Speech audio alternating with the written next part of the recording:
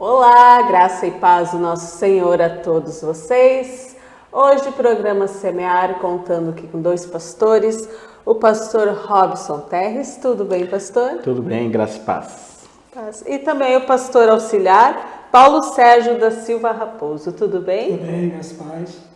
Agradeço desde já a participação de vocês, sejam bem-vindos. Tenham liberdade para falar sobre nosso Senhor aqui no nosso programa. Amém. Vamos começar então, pastor Robson. Me fale um pouquinho sobre a tua trajetória em Cristo. O que te levou para Cristo? Então, como eu nasci num lar cristão e existe aquela teoria de que eu nasci na igreja, né? Mas não é porque nós vamos a uma igreja que a gente pertence a Cristo. Então, fui levado, fui apresentado quando criança, aquela coisa toda. Mas quando eu tinha uns 9, 10 anos, eu decidi por Cristo. É isso que eu quero para mim. E a partir dali eu comecei a compreender que eu precisava ter a minha vida com Deus. E aí, com 10, 11 anos, decidi o batismo. Aí, com 12 anos, eu fui batizado. Então, posso dizer que a minha caminhada com Cristo mesmo foi quando eu entendi, tive que o Espírito Santo, ele abriu a minha mente para a necessidade de uma conversão. Eu tinha cerca de 10 anos mesmo, tendo nascido e sido criado em um lar cristão. E mesmo ali com 10 anos, porque hoje a gente pensa 10 anos é uma criança, né? Ali tu já tinha certeza que era aquele caminho. Tinha certeza. Tive a certeza ali aos 10 anos. Eu lembro que era um culto e naquele culto o pastor fez aquele apelo: quem quer aceitar Jesus? E eu levantei e fui. Porque eu decidi aquele dia por Cristo, né? Porque senão, que a gente vê muito essa questão de quem nasceu na igreja, se torna uma rotina, né? Sim. Eu vou na igreja porque a minha família foi, porque meus pais foi, mas eu acredito que todos nós, em algum momento da vida, mesmo tendo nascido na igreja, precisa ter uma decisão de seguir a Cristo, independente da família, né? Ter realmente um encontro. Ter o seu encontro individual com Jesus, cada um, né? E você, pastor Paulo, como foi esse encontro com Jesus? Bom, quando eu era pequeno, tinha lá meus 8, 9 anos, eu acompanhava meu pai, na verdade. Meu pai já era separado da minha mãe, já tinha uma nova família, e eu acompanhava meu pai e minha avó paterna à igreja, me levavam. Eu não tinha muita noção do que era, né? Mas gostava de estar ali, gostava de ir. Tinha vontade de estar ali, mas não tinha aquela noção do que era conversão, do que era servir, enfim. Então, por muito tempo eu frequentei com meu pai e com a minha avó. Depois que a minha avó faleceu, eu perdi um pouco o contato com meu pai, porque ele tinha outra família. E eu cresci fora da igreja, né? De meus 10 anos até os meus 20 anos foi fora da igreja. Mas eu considero que esse período foi um período de semente plantada, né? Que eu costumo dizer, né? A criança não tem a noção, de repente, do que é, mas uma semente ali é plantada, né? Sim. Então, uma hora vai germinar. E aí, aos meus 20 anos, eu voltei à igreja, me converti de verdade, né? Conheci a Cristo, iniciei uma caminhada liderando jovens e trabalhando na igreja, até que em 2017 eu comecei a ser um pastor auxiliar numa outra igreja que eu frequentava.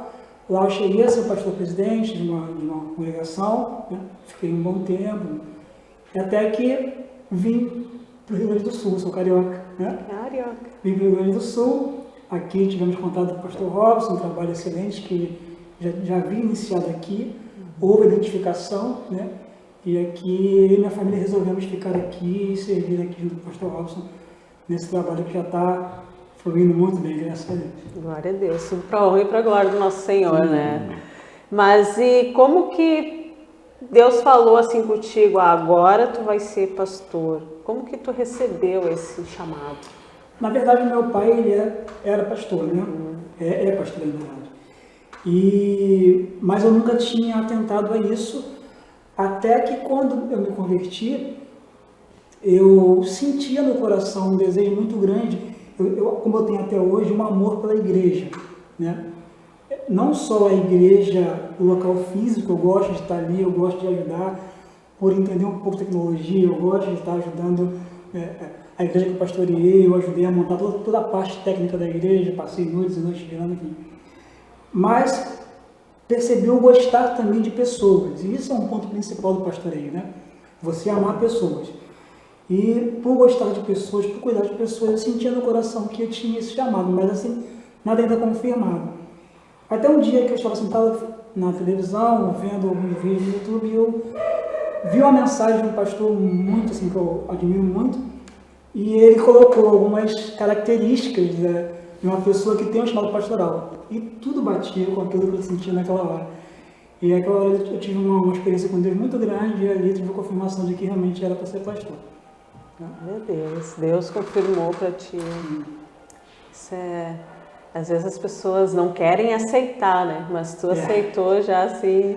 Até porque a gente se sente tão indigno, né? A gente se sente não se sente capaz, né? Incapaz, e, enfim. Embora vamos dizer, um cargo assim, né? Que para muitos é glamouroso, mas para muitos sabe que não bem é fácil, ardiloso, mas ainda assim a gente se sente incapaz. Então quando a gente recebe a confirmação de Deus, a gente fica muito feliz. Amém. E você, pastor Robson? Como foi esse chamado? Eu estou há muitos anos trabalhando com a questão missionária, né? Então eu lia bastante sobre missões e aos 14 anos ali eu comecei meu curso teológico e tal, mas eu gosto muito da Sophia Miller, que é uma missionária americana, que ela foi uma desbravadora aqui na Amazônia brasileira, né? Entre as tribos indígenas na década de 50. E um dia perguntaram para a Sophia Miller como foi o chamado, e a resposta dela: eu nunca tive um chamado, eu li uma ordem e obedeci. Então, eu acredito no chamado geral, que é o chamado para a igreja, do ir por todo mundo e pregar o evangelho a toda criatura. Então, o primeiro chamado que eu aceitei foi o chamado geral da igreja, né? De nós pregarmos, independente de títulos ou não. Mas aí, casa de acordo com o que o pastor Paulo falou, da questão de cuidar de pessoas, de amar pessoas, né? E eu entendo o ministério como servir, né? O ministério servir. Então, eu entendo que como alguém que aceitou o chamado geral, eu também aceitei o meu chamado específico. Neste caso, quer cuidar de pessoas, quer amar pessoas, quer servir pessoas, independente se elas congregam conosco ou não, mas servir a nossa comunidade, servir a cidade, né? Então, primeiro eu entendi o chamado geral da igreja, de que eu preciso pregar o evangelho independente de títulos ou não. E depois o chamado específico, que é o pastoreio mesmo, que é cuidar e servir pessoas. E o pastoreio, como que surgiu? O pastoreio surgiu ali quando eu tinha uns 17, 18 anos, eu comecei eu tinha uns 16, 17 anos, eu comecei a ajudar meu pastor, o pastor que eu tinha, e aí um dia ele disse: eu não vou poder estar aí, tu prega e tal, e começou essa questão de desenvolver o ministério, né?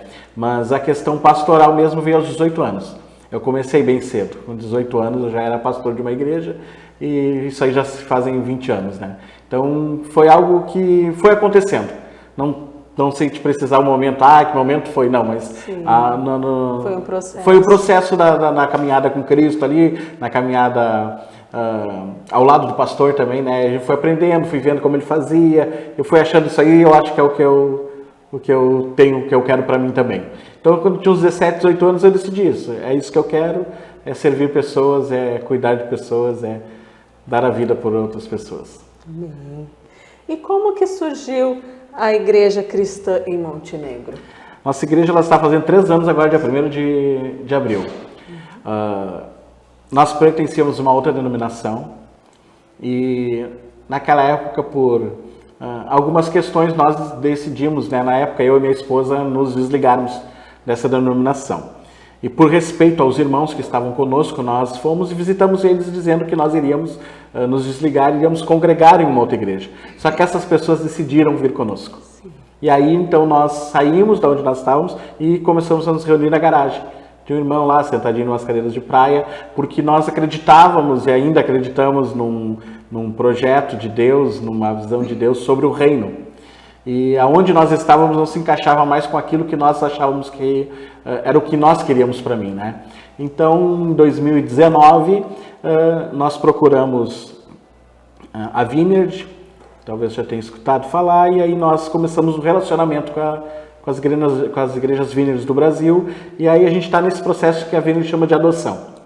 Nós estamos no relacionamento com a Vineyard, num processo de adoção que deve se finalizar no próximo ano, para nos tornarmos uma igreja Vineyard, por entendermos que a teologia do reino, de Deus da Vineyard que se encaixa muito com aquilo que nós acreditamos. Isso aí. Sim. Geralmente as igrejas...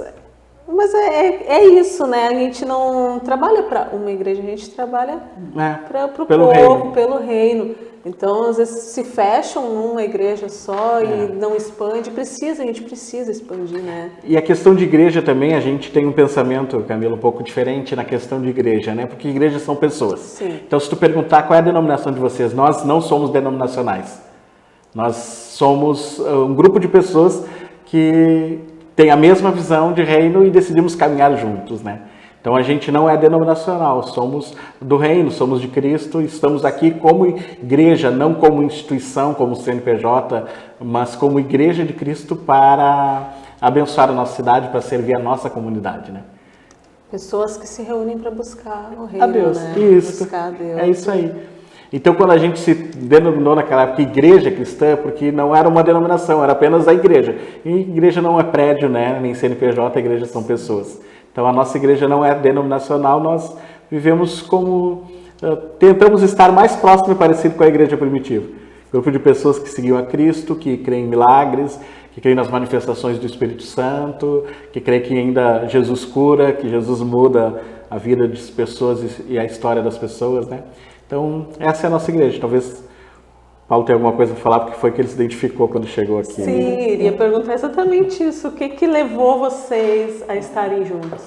E até vale ressaltar, completando o que ele falou, até quando sair a adoção, ainda assim, você não é até o meio, porque a Vineyard ela não é uma denominação, ela é uma associação de igrejas, né? Então a gente continua como denominacionais. Eu, quando vim para o Rio Grande do Sul, na verdade, eu vim morar em Cachoeirinha, né?